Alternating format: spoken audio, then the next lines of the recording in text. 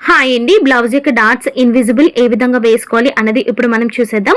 Main fabric కిందనైతే పెట్టుకోవాలి, lining వచ్చేసి పైన అయితే మాత్రం పెట్టుకోవాలి అండి. అలాగే డాట్స్ మనం నార్మల్గా ఏ విధంగా అయితే వేసుకుంటామో సేమ్ అదే ప్రాసెస్లోనైతే మాత్రం డాట్స్ అయితే మాత్రం వేసుకోవాలి అండి. డాట్స్ స్టిచ్చింగ్ చేసేటప్పుడు కింద నుంచి మాత్రమే వేసుకోవాలి.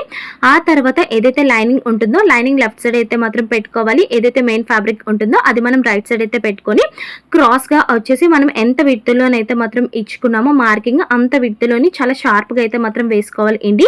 అలాగే ఇక్కడ కానీ మీరు చూసుకుంటే ఏదైతే స్టిచ్ ఎడ్జ్ ఉంటుందో అక్కడ చూస్తున్నారు కదా, అక్కడ వరకు మనకు స్టిచ్ అయితే మాత్రం రావాలండి.